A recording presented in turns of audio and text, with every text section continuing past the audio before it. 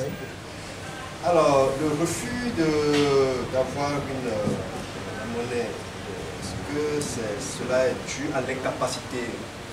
Oui, je vais vous expliquer tout ça, parce que pour mieux comprendre, il faut suivre la deuxième phase. Il faut que je vous présente, par exemple, les fondateurs de la monnaie libanaise. Parce qu'il ne faut pas faire une fixation sur l'Africain ou le noir. Et nous tous, nous plaignons qu'on a fait de l'esclavage et que c'est uniquement l'Afrique. On a fait de la colonisation. Mais ils ont partagé toute la planète. Ce n'est pas uniquement l'Afrique qu'ils ont partagé à Berlin. Non. Je viens de vous dire que le Liban et la Syrie étaient sous mandat anglo-français après la Première Guerre mondiale. Comme le Togo était sous mandat français. Ils ont partagé toute la planète. Cette puissance, ils ont partagé toute la planète. Ce n'est pas uniquement... S'il y a la guerre en Birmanie aujourd'hui, c'est à cause d'eux. La Birmanie, ce n'est pas noir. Le Venezuela est complètement détruit, c'est à cause d'eux. Mais le Venezuela, ce n'est pas noir. Donc, il ne faut pas faire une fixette sur nous. Il ne faut pas que nous, les Noirs, nous plaignons. Et assumons nos responsabilités. C'est les deux, mais je vais répondre.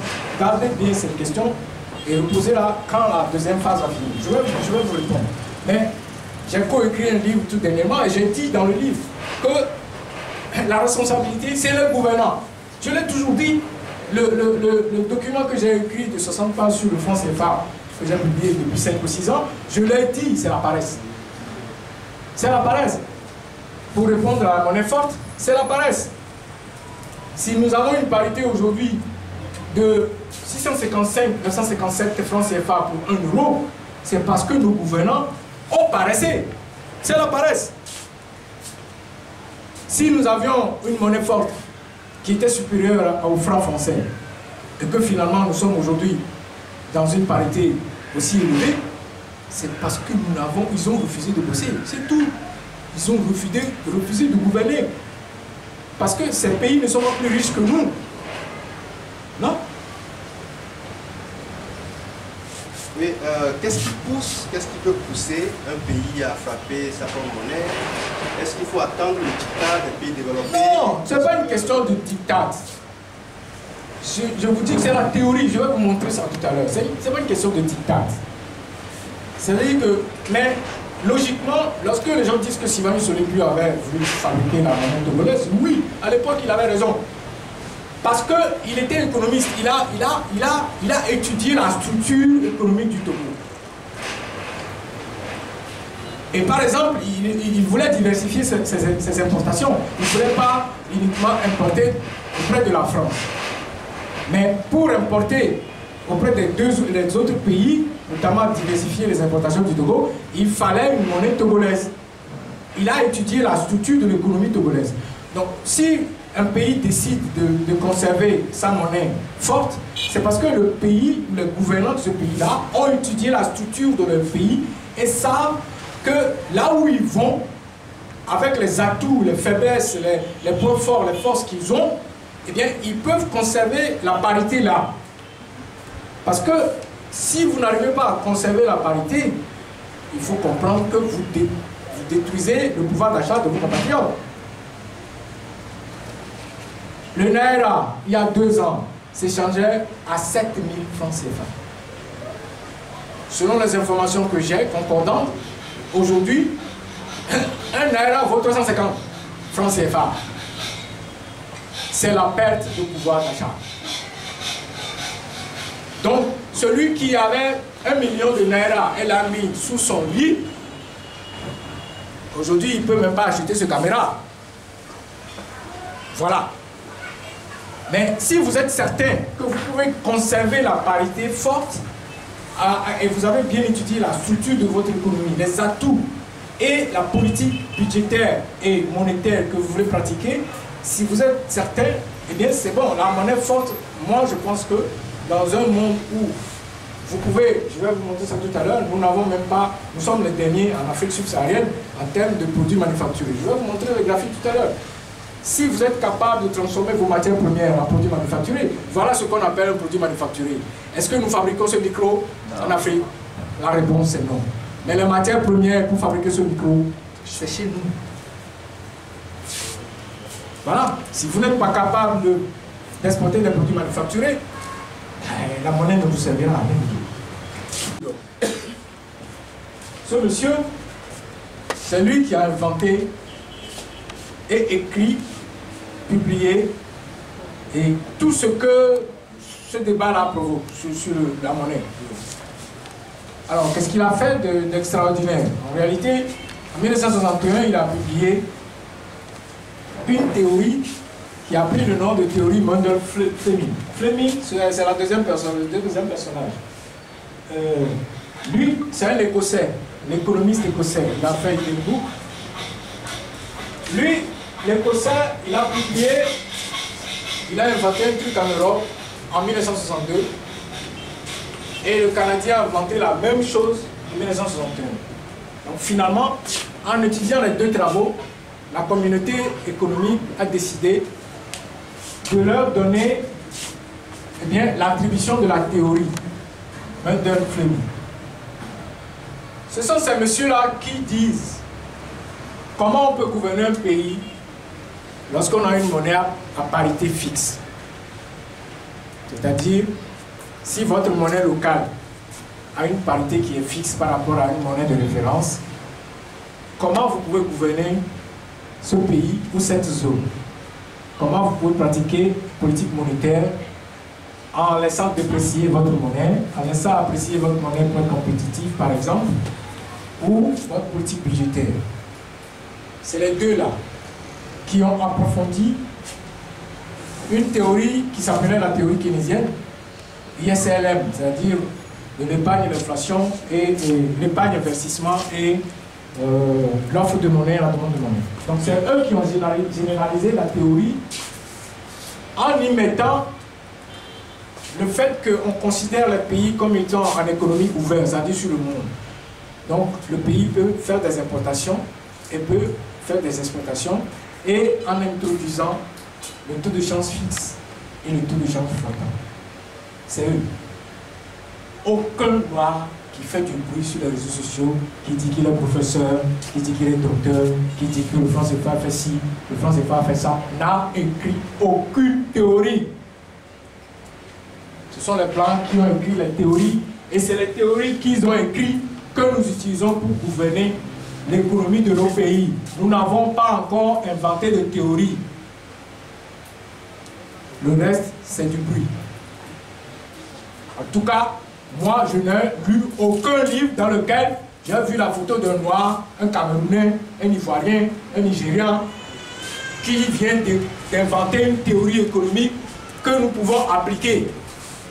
Ça n'existe pas. C'est eux qui ont inventé. Je suis vraiment désolé. Ce n'est pas pour dénigrer le noir, mais c'est comme ça. C'est le monde dans lequel nous nous trouvons. Alors, l'effondrement de la livre libanaise. Comme je vous le disais, le Liban, le Liban était sous mandat français après la Première Guerre mondiale. Ce qui s'est passé au Togo s'est passé en Syrie et au Liban. Donc, les deux pays, le Liban et la Syrie, qui étaient sous domination française et anglaise, avaient une seule monnaie. La monnaie s'appelle la livre syro-libanaise en 1920. Lorsqu'on a fait l'évaluation de cette monnaie, on l'a arrimé au franc français. Je vous précise que le Libanais, il est blanc, il n'est pas noir. Il est peut-être arabe ou musulman, mais il est blanc. Et lui aussi, il a subi la colonisation. L'État libanais se trouve au Moyen-Orient, pas sur le continent africain. Donc, les deux pays partageaient la même monnaie. La monnaie syro-libanaise.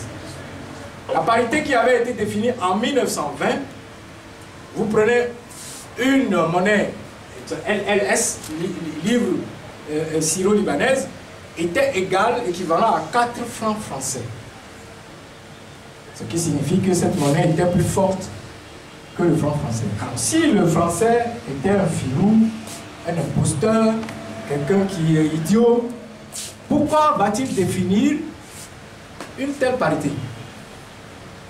Pourquoi va-t-il accepter que la monnaie syro-libanaise était plus forte que la monnaie française? Pourtant, c'est ce qui s'est passé.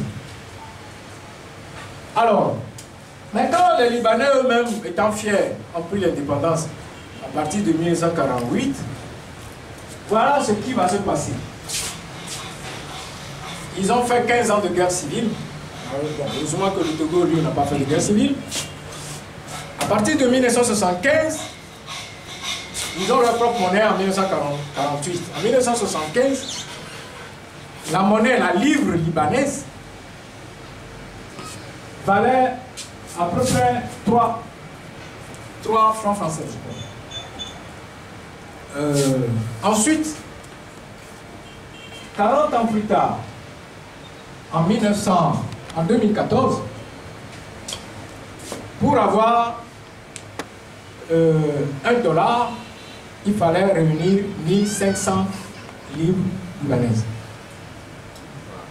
La monnaie a commencé par chuter, se déprécier. Pourquoi? Parce que le Liban a fait 15 ans de guerre civile et la situation politique du Liban est totalement instable.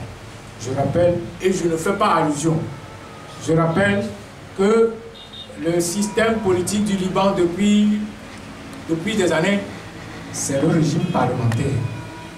N'allez pas dire que j'ai fait allusion et que j'ai fait exprès. Je n'ai pas fait exprès. Le Liban a toujours eu un système parlementaire. Bon. 2014, 2019, ça descend. 2000, il faut 2000 livres pour $1. Ça descend. Il faut 3000 livres pour $1. Ça descend. Il faut 5000 livres pour $1. Ça descend. Et en fin d'année 2023, pour avoir $1 au Liban, il vous faut 89 000 livres. Et j'ai vérifié cette semaine, ils sont toujours à ce niveau-là. J'ai constaté que ils ont une stabilité maintenant politique, donc ils sont en train de mettre en place une autre politique au niveau de la Banque centrale du Liban qui consiste à soutenir la monnaie. Donc ils ont commencé par soutenir la monnaie. Donc le graphique actuel est de cette manière-là. Voilà. Lorsque vous voyez ça, ça veut dire que la monnaie est soutenue par la Banque centrale. Comment on soutient une monnaie? Le Nigeria soutient le Naira chaque année avec 20 milliards de dollars. Comment on soutient la monnaie? C'est-à-dire que, je vous expliquerai tout à l'heure, à la fin de la journée, il faut rééquilibrer tous les pays, toutes les banques centrales rééquilibrent ce que nous appelons la balance des paiements. Il faut que votre balance de paiement soit égale à zéro. C'est la théorie qui le dit. Ce n'est pas moi. Ce n'est pas les Français qui l'ont inventé. Dans le système de taux de change fixe, pour rééquilibrer la balance des paiements, vous devez utiliser vos réserves de change.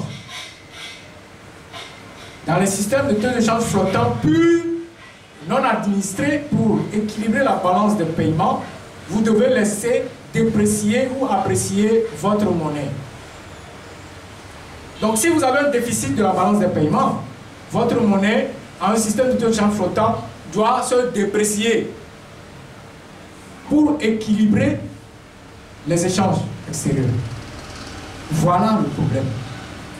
Mais on n'est pas encore arrivé à ce slide, mais je devance un peu les choses. Donc, pour soutenir la monnaie, pour maintenir la parité à 89 000 livres sterling pour $1, eh bien, il faut racheter de la livre sterling. Donc, la Banque centrale du Liban, chaque jour, fait des calculs mathématiques et sort des devises. Ces devises, qui sont des dollars, le permettent d'acheter sur le marché de change la livre libanaise pour faire remonter la demande, ce qui permet de conserver la parité à 89 000. Sinon, entre-temps, c'est descendu jusqu'à 100 000. Vous prenez $1, ça vaut 100 000 livres libanaises. Alors, pourquoi j'ai pris cet exemple? J'ai pris parce que j'ai étudié ces 2 dernières années, je crois, j'avais étudié 7 ou 8 monnaies. J'ai étudié le shilling kenyan, j'ai étudié le kwacha zambien, j'ai étudié le franc congolais, le cedi, le naira, j'ai même étudié le bolivar vénézuélien. Pourquoi? Pour savoir quelle était la cause. Et pourquoi eux, ils ne sont pas noirs, ils ne se plaignent pas. Et lorsque le Liban n'avait plus de premier ministre, c'est Macron, le président français, qui s'est déplacé pour aller dans le pays et aller négocier avec les chefs de guerre, les généraux, les responsables politiques. Et les Libanais n'ont pas dit que c'est un néocolonialisme. Mais si c'était en Afrique, on va commencer par dire non, on est souverain, on est ceci, on est cela. Parce que c'est la fierté. Donc, c'est pour ça que j'ai pris cet exemple-là. Pour vous dire que le problème n'est pas africain, uniquement africain. Voilà le Liban, qui a aujourd'hui la première diaspora au monde. C'est pour ça que les Libanais quittent le Liban. Aujourd'hui, l'économie libanaise est appelée ce que nous indiquons, nous appelons l'économie, une économie dollarisée. Vous allez chez n'importe quel magasin ou n'importe quel opérateur économique qui veut vous vendre quelque chose au Liban, si vous n'avez pas de dollars, vous n'achetez rien. La livre libanaise, personne n'a fait. L'économie libanaise, aujourd'hui, au moment où je vous parle, est une économie dollarisée. C'est exactement la même chose à la RDC. La République démocratique du Congo possède une économie dollarisée. Alors, quand est-ce que nous disons que l'économie est dollarisée? C'est lorsque les fonctions que je vous avais présentées, c'est lorsque, dans une économie, vous avez les 2 fonctions qui sont utilisées par la devise étrangère. Unité de compte ou intermédiaire d'échange, ou unité de compte ou refuge de valeur. Une fois que les deux de ces 3 fonctions sont utilisées, on parle de dollarisation de l'économie. Parce que vous allez au Nigeria, vous allez dans un hôtel à 5 étoiles, vous amenez du dollar. Si vous avez une femme avec vous, vous allez avoir honte. Parce qu'on va vous chasser. Au Nigeria, ici. Et vous voulez payer une chambre dans un hôtel à 5 étoiles au Nigeria, il vous faut dans la poche du dollar. J'ai un ami qui travaille à Ecobank, le groupe Ecobank. Il a été muté au Ghana. Il a pris un prêt et il veut aller acheter une voiture Hyundai neuve dans la concession. Il se pointe et puis il fait un chèque en CIDI. Le chèque remonte jusqu'à l'étage et le directeur adjoint de la concession même descend. Et il vient le voir, il va mon ami, il dit: vous êtes ghanéen? Il dit non, il est togolais. Vous êtes dans le pays depuis longtemps? Il dit non, qui vient d'être affecté, il s'appelle quelques mois. Bon. C'est pour ça que je ne vous ai pas, je ne vais pas vous chasser. Ici, nous sommes au Ghana, mais nous ne prenons pas du CIDI. Si vous voulez acheter le Hyundai neuf, vous faites un chèque en dollars. Voilà les réalités de nos pays. Vous voulez une monnaie africaine? Vous allez avoir du dollar. C'est moi qui vous le dis. Donc, le Liban aujourd'hui est au bord du gouffre. Mais quelle est la cause? La cause, ce sont les gouvernants. Ne cherchez pas de politique monétaire, de politique budgétaire, et d'endettement. Non, non, non, non. Ce sont les gouvernants libanais. Tous ceux qui se sont succédés à la tête du Liban.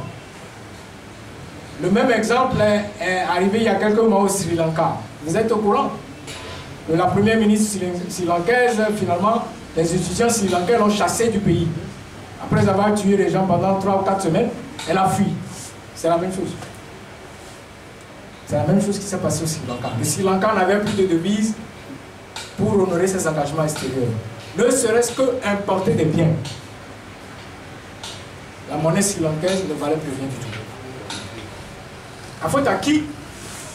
Aux politiques. Je vais vous expliquer tout à l'heure les considérations que j'ai dit il y a 7 ans pour dire que c'est prématuré. Défi. Passe avec tout ça. Alors, la mise en place du système monétaire international. Il faut que le noir comprenne qu'aujourd'hui, et je l'ai expliqué à plusieurs de mes conférences, le monde est gouverné par les vainqueurs de la Seconde Guerre mondiale. Ils sont 5. La Russie, la Grande-Bretagne, la Chine, la France et les États-Unis. Ce sont eux qui ont gagné la guerre. Maintenant, les États-Unis avaient une primauté. Quand ils ont mis les 2 bombes atomiques, ils ont montré à tout le monde en 1945 que c'est eux. Et Staline a pris peur. Parce que la Russie n'avait pas l'arme atomique en 1945.